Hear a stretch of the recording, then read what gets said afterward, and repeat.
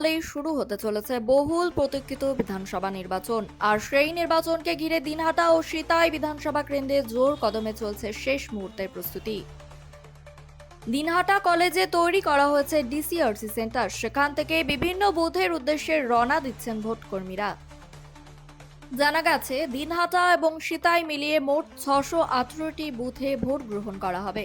ইতিমধ্যেই সকাল থেকে ধাপে ধাপে ভোট কর্মীরা প্রয়োজনীয় সামগ্রী নিয়ে নিজ নিজ বুথের উদ্দেশ্যে যাত্রা শুরু করেছেন। নির্বাচন যাতে শান্তিপূর্ণ ও সুষ্ঠুভাবে সম্পন্ন হয় সেই লক্ষ্যেই প্রশাসনের তরফে নেওয়া হয়েছে কড়া নিরাপত্তা ব্যবস্থা।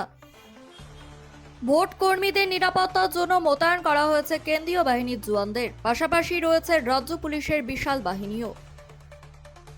বুথে পৌঁছানো থেকে ভোট গ্রহণ এবং ভোট শেষে নিরাপদে ফেরা পর্যন্ত সবকিছুতেই নজর রাখছে প্রশাসন। ভোট কর্মীদের অনেকেই জানিয়েছেন কেন্দ্রীয় বাহিনীর উপস্থিতিতে তারা অনেকটাই আশ্বস্ত বোধ করছেন। নিরাপত্তা ব্যবস্থা শক্তিশালী হওয়ায় তারা নিশ্চিন্তে নিজেদের দায়িত্ব পালন করতে পারবেন বলেও মত প্রকাশ করেছেন।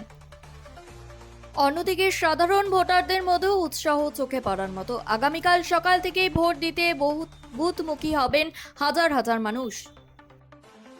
ইতিমধ্যেই এলাকায় এলাকায় বাড়ানো হয়েছে নজরদারি। স্পর্শকাতর বুথগুলিতে থাকছে বাড়তি নিরাপত্তা।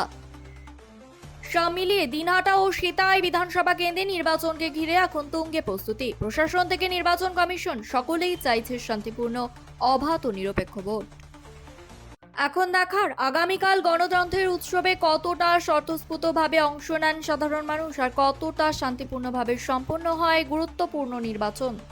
আমাদের সিকিউরিটির জন্য বাড়তি কতটা সুবিধা হতে পারে এখনো ঠিক তো বুঝতে পারছি না। আগে বুথে যাই, পরিস্থিতি দেখি, তারপরে ঠিক বলতে পারবো। বিগত দিনে যদি একটু অভিজ্ঞতা বলতেন। বিগত দিনে আপাতত যতবার আমি পার্সোনালি বলছি, যতবার আমি ইলেকশনে অ্যাজ এ পুলিশ পার্সোনাল এসেছিলাম, সেন্ট্রাল ফোর্স থাকাকালীন কোনোদিনও কখনো সমস্যা হয়নি এখনো পর্যন্ত। কি নাম আপনার?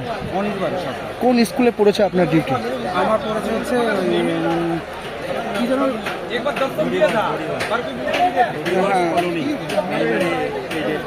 গরিবাস কলোনি।